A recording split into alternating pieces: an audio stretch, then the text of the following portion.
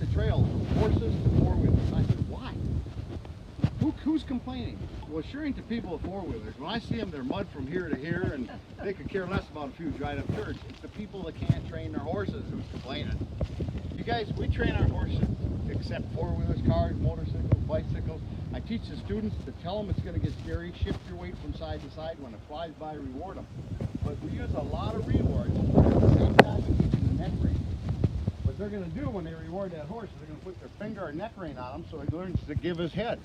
What's left for neck rein? Put it in motion. So they're going to be teaching the horses the neck rein better while they reward them, while we're desensitizing the scary objects. We're going to use a four-wheeler, my truck with the sirens and everything on it. Then we're going to work our way this way to all the obstacles. We're going to show you, we taught our horses to stop when you fall off, how to land on your feet instead of your head. You ever notice everybody gets injured is from here up? That's because they're getting launched like lawn darts and they're landing like lawn darts.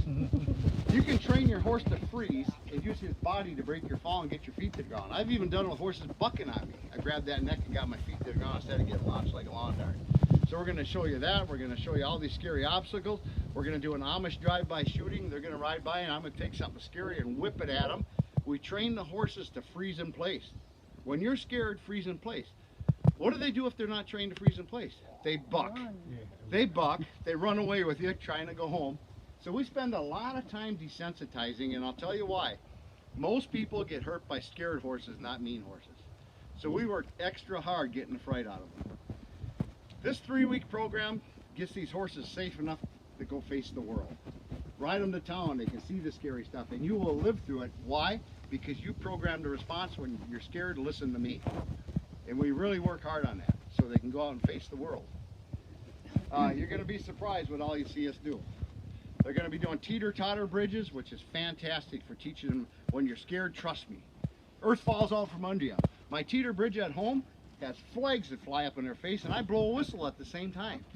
This ain't going to make sense to you, but now that's sensory overloading. Most horses would buck, but we do it progressively. And all this stuff, we're just trying to get them safe horses that can go out and face the world, and controllable safe horses.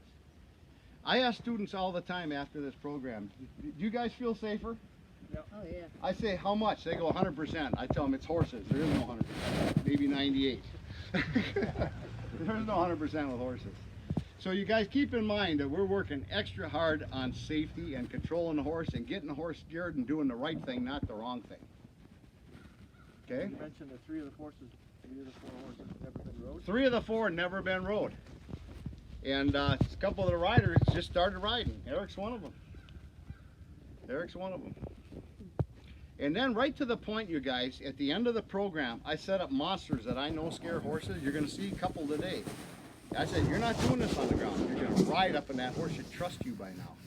And they'll plow right through these scary objects. You're going to see me set up a monster today. It's going to be a bunch of noodles, a tarp, and over a tarp. And I'm going to be in front of them shaking a tarp. And that horse is going to trust that rider and plow right through it. And when he does, we're going to reward him. Again, most people get hurt by scared horses, so we work really hard on getting the fright out of them. So let's go do it.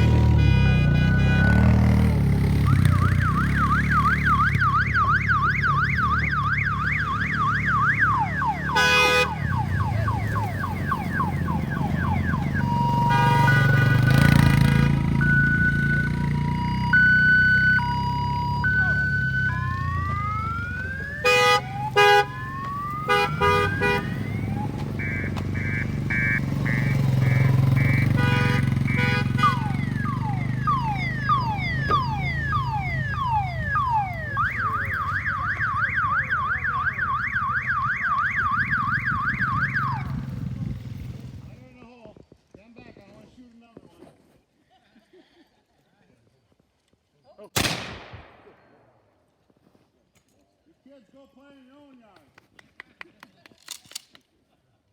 Ready?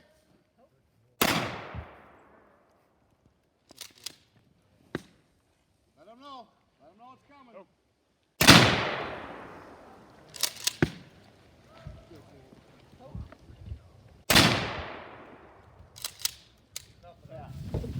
Tell them, ho! Stand up for 10 seconds and sack them.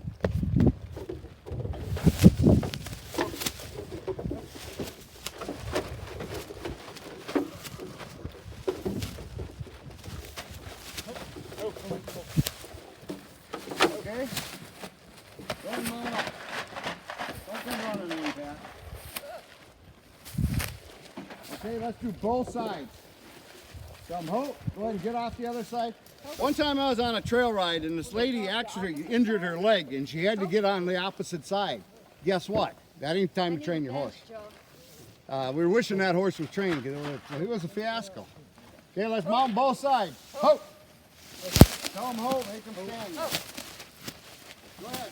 Mount. Stand up. 5, 10 seconds.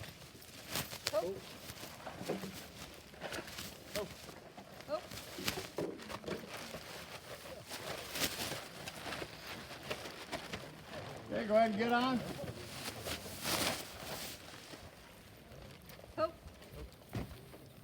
Get the saddle. Let them know you're coming up. Teach them to stand there like a statue.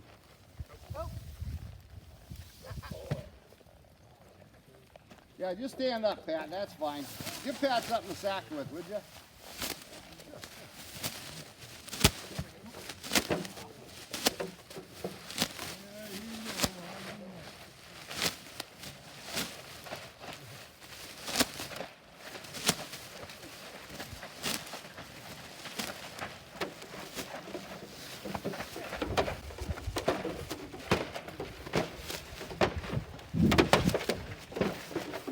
Go ahead and mount up and sack them out.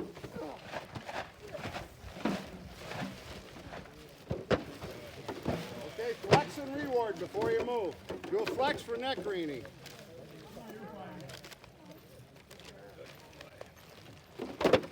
Okay. All right, you guys, let's start doing the obstacles.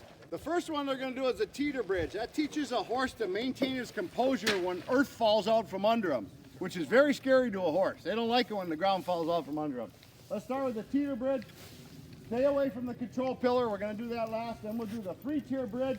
The mattresses, you guys, people don't realize it, but you get a horse in mud and all they want to do is rush it and bang your knees in the street.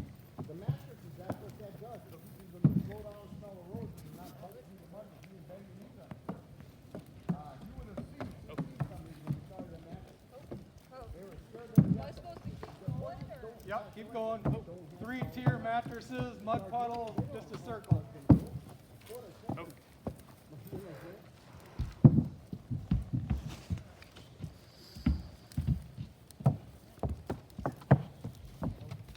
And then, you guys come up here closer now if you want, because we'll be in this area for a while.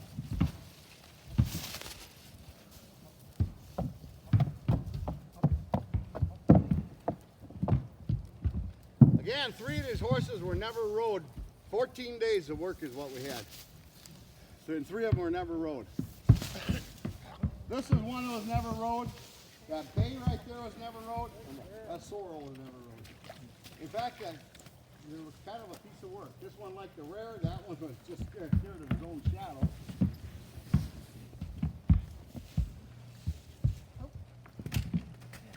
You want us to go through again, Larry? Yeah, keep doing it so they can see it. I don't think they all seen it yet. You're out. Okay, after we do this, you guys do it all another time or two, and then I'm going to have you fake falls. We train the horses, if a rider falls off, you stop and stand. But not only that, that's the first thing I teach kids, how to land on your feet and not your head. And some of these kids are 50 years old.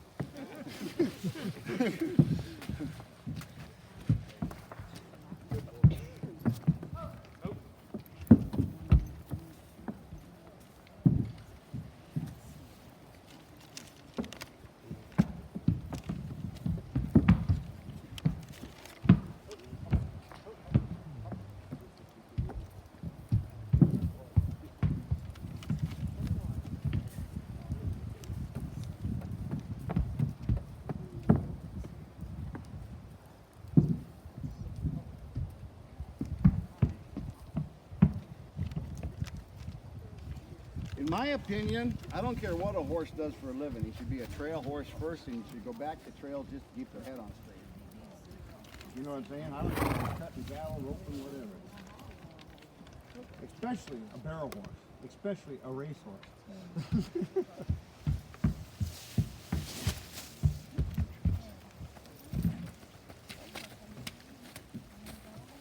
Okay, you guys, the next one we're going to do is fake a fall.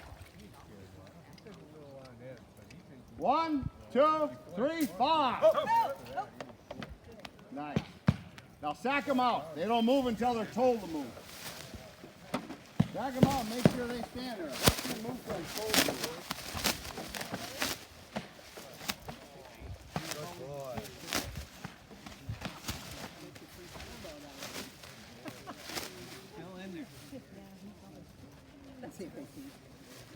Okay, next you guys, let's ride through that hanging tarp. Okay. Guys, we actually had a horse. How many times you been to the rodeo and seen the flag go over a horse's head and a girl get fucked out? I've seen that many times. We desensitized the horse to that. Flags go over it, tarp,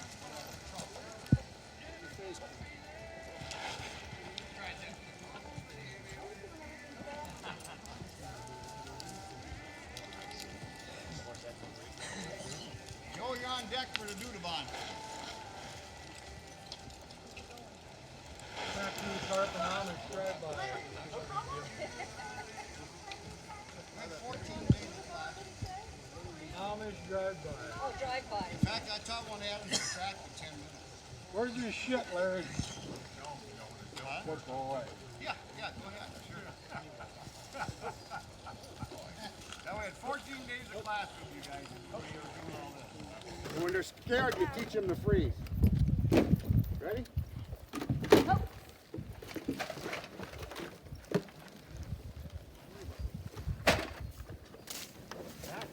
Yep.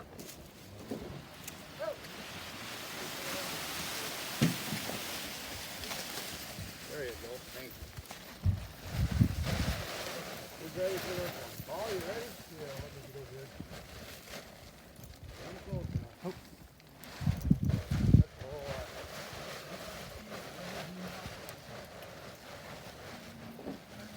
Get him going. Get him moving. Get him moving. Keep moving. Get him moving. Go around him. Get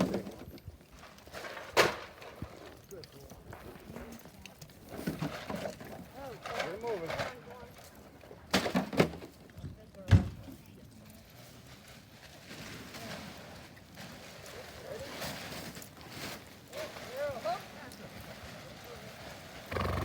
Like a circus opera. Here we go, Paul. Big fast. Yes, down. As soon as it goes by. Paul, think fast. It's charging from the start, charging at my foot or on the trailer there. Okay, get him moving.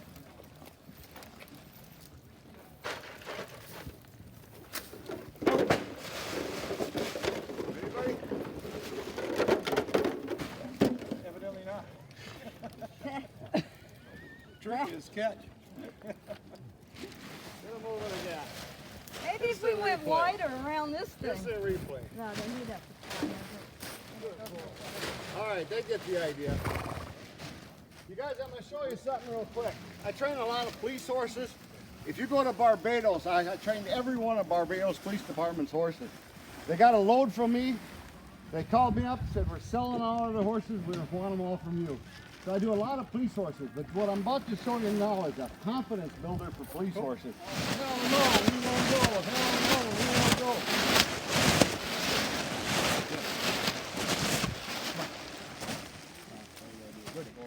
Good boy. Good boy. All right, let's do another one.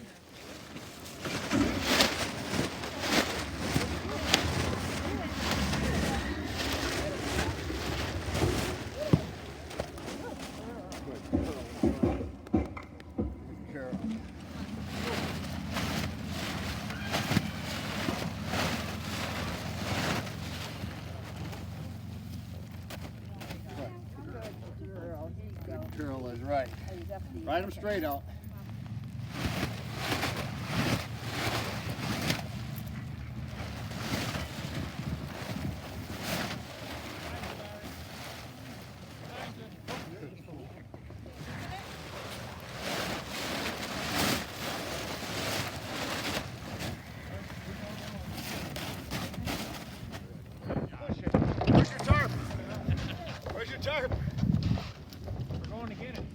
Not only can you train them to push it, but you can teach them pushing under pressure.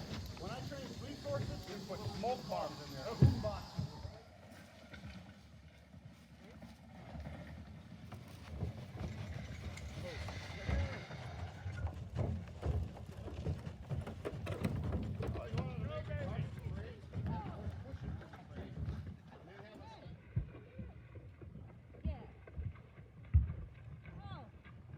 Okay, the rest of you drag some stuff. Drag that scary swimming pool, pull it up, sack them out. That's what the directions were earlier today. You're only going one way. One way at a time.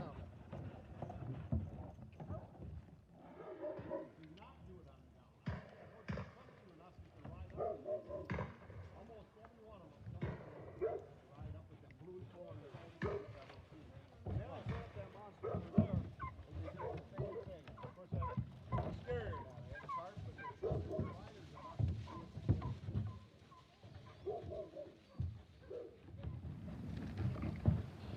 Again, that Dudabon's a good one for crowd control. And Eric, you never know what the crowd's going to do. Yeah.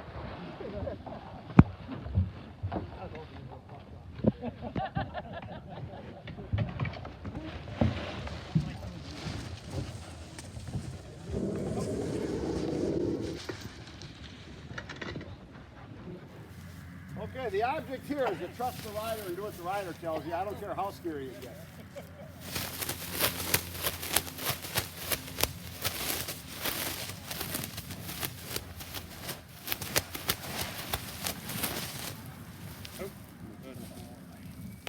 Go ahead, hand on.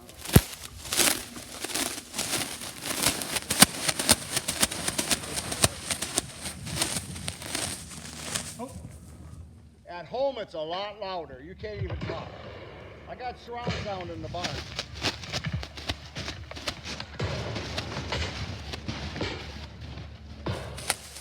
And no, she didn't flunk. Just different horses, that's all.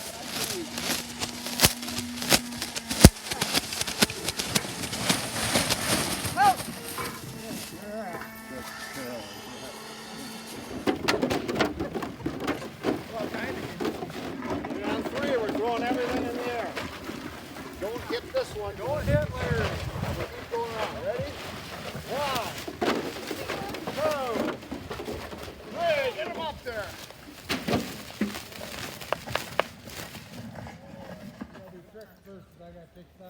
Oh, all right. Do tricks first.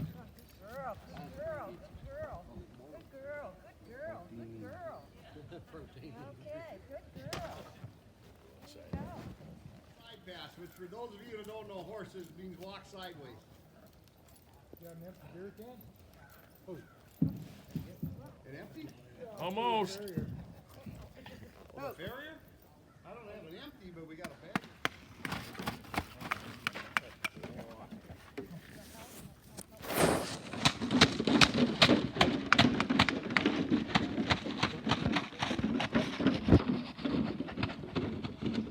Don't worry, if he kicks you, I'll correct him.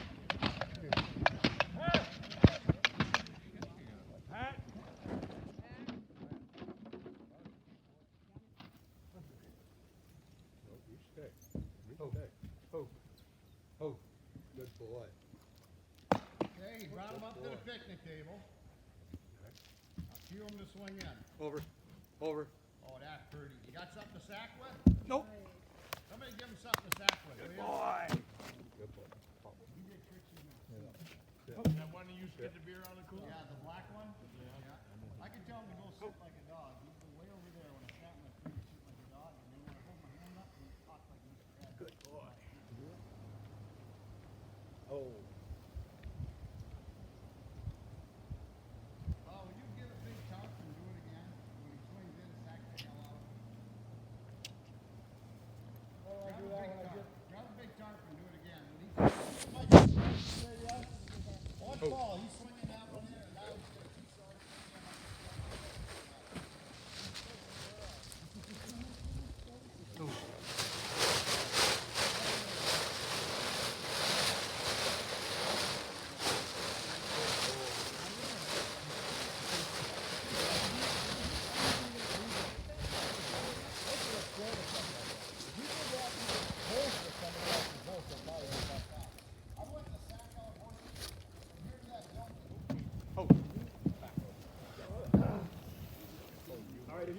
off in the end.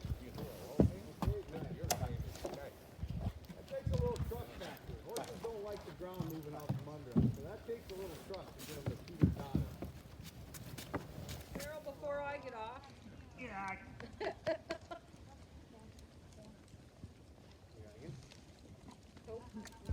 Which are you, silver or bronze medal? I'm gonna go. Get off of there, Paul. That's the middle.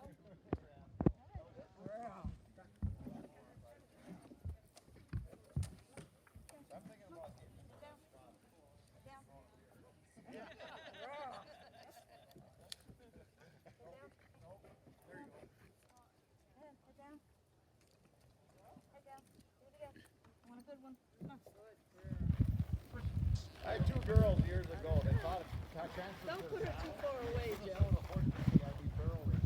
Chasing them down the driveway from the saddle. These horses are rolling and running. If they put a little more time. Oh, oh.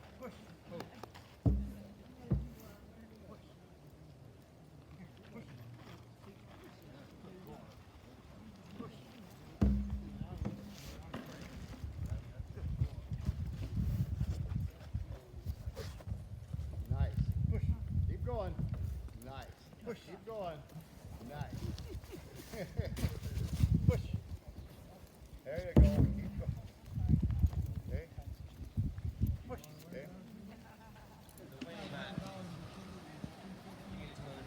Push. Push. Push. Good boy. Push. Push. Good boy. Push. Good boy. Push. Good boy.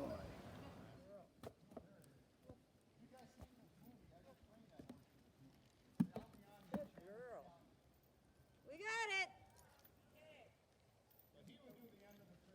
Smile.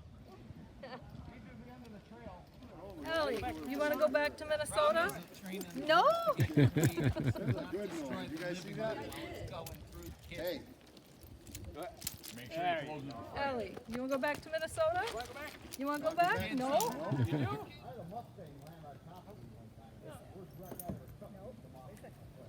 And ask Jody how long I was way up. I was way up. But I will was going for big money. Alright, so what we're trying to do, I don't know if you guys realize it, but that pillar is probably about 18 inches wide. Reaching where the feet belong. So when you're riding in the mountain, and everybody thinks, oh, mules are so sure-footed. Even the mules fall off. Every one I've owned a lot of mules. And there's a lot of twin-peg mules. They all fall off until they learn their feet long. But would you rather teach an 18 inches in there or 3 feet? I'm thinking, well, that's kind of well, with this one. You know. I think it's 16 and a half inches wide. Is that what it is? 3 2x6. So 16 and a half inches.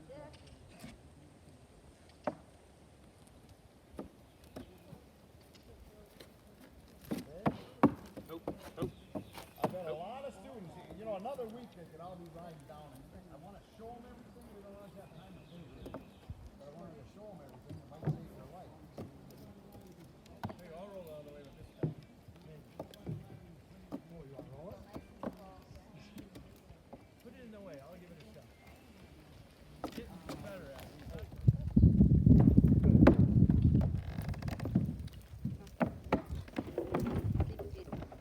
Good girl. Her head nice and straight. That's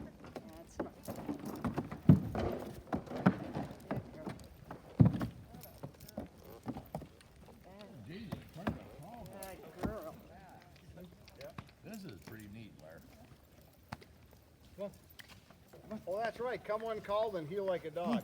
I've shown how to treat your horse. Showing you snap the heel faster than I do my dog. Bob's dog trainer.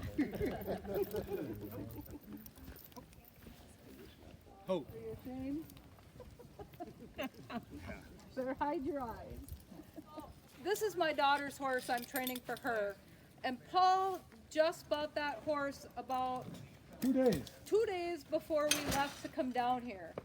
And so it was a friend of ours that owned the horse, and it was born on her place, and it had never been off her place.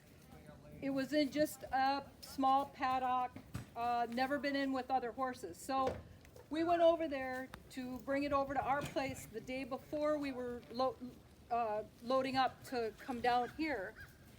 And so we brought the truck and trailer over there, and it was nothing but sheer ice. We're from Minnesota. And so we opened up a machine shed, backed our trailer into there to get away from the ice. And the gal that owned him said, he'll go right in. He'll do anything for an apple. And I said, well, do you have some boards or anything that, you know, we can kind of see how he's going to step up onto stuff? And she goes, oh, no, he'll go right in. So she took him and she brought him up to the back end of the trailer. And what happened is his ankles buckled. So his hooks were facing backwards. So he was down in the trailer like that. She backed him out. Well, so she backed him out. She backed him out by taking his head. Wham, wham, so wham. she's backing him up like that, and we're like, please don't do it again. She goes, he'll go in this time.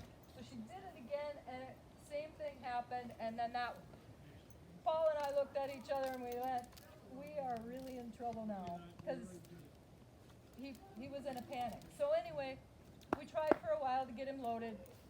Didn't work out. So we left and we came back later in the evening. I talked to Larry and got a brush up on everything that he had already taught me. So we got the horse loaded. He seemed to be okay. Well, we took off and he had busted the tie, the trailer tie, and he came back on his haunches and he got up. I have a manger in the trailer. He got his feet caught in the manger. So he was fighting to get, he's a big guy, and he was fighting to get out for like about 4 miles. We stopped. There was steam coming out of the trailer. Dents up on the trailer roof. His head was bleeding. I jumped up on the wheel well, and he gave up fighting. He just kind of relaxed, and his legs fell down off of the manger. And we were just sick. And I called Larry, and I said, Larry, what do we do? I said, if we take him off the trailer, we won't be able to load him on until we go through the program, for sure. He said, how bad is he hurt? And I said, well, he's shaking, but I don't think he's that bad. He said, bring him down, just load up and bring him down. So we went home, loaded her up, and headed down here, and we had bad weather, and it was just, it wasn't a very good trip. Anyway, we got him down here. It was a lot of hours for him on the trailer. We got him out, and he had some issues. He tied up, his muscles were pretty bad. But anyway, he wasn't hurt bad. He had a few scabs on his head. My trailer's dented. But now, after going through Larry's program and doing it the right way, which should have been done in the first place. You ready? We've got Waylon. You want to go home? Come on. Back up. Back go. up. Back up. Get in. Good Get in. boy. Get in.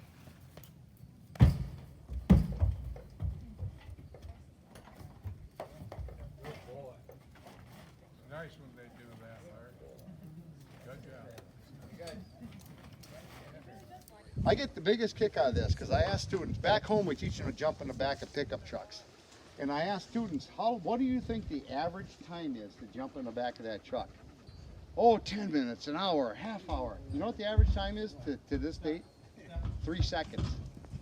Why? It's association training. They already know it through other pieces of the puzzle. What people do is they get ahead of the horse. In fact, that's the biggest mistake horse trainers make, is getting ahead of the horse. The second biggest is quitting at the wrong time. But by the time we get to that truck, they know to stand and behave. They've been sacked. They know to get up over and through things. Horses, they went to unload them, and this horse backed out of the trailer, panicked, flew backwards, dragging a guy, ran over a little kid in diapers and almost killed him. You know what I remember the most was those shiny shoes, because the kid was in the middle of the horse, the front and back feet. Those shiny shoes were rolling that kid like a tumbler. And I thought, man, that ain't on me since I was 13 years old. Why couldn't that guy control his horse? I've had a student come. These are students come and tell their stories how they got hurt. One horse flew out of the back of the trailer, hit the door. The door swung around, hit her in the jaw, and took her whole jaw out. She had to have reconstructive surgery. I have a very good friend. The horse flew out of the back of the trailer and ripped her finger off. All that was left was a little bone and tendons hanging. I had another student come that had scars from here to here getting drugged through the manger by one. Horses that think for themselves are dangerous. They should be tuned into you. They should be looking at you for guidance. You know, that's all we're talking about is horses that think for themselves. You're loping down the road and they turn in the driveway. Was he thinking for himself? Where are you going? They should be tuned into you. Stop him and crack a whip and twirl a lariat and he don't move his feet. He's going to be behaving there.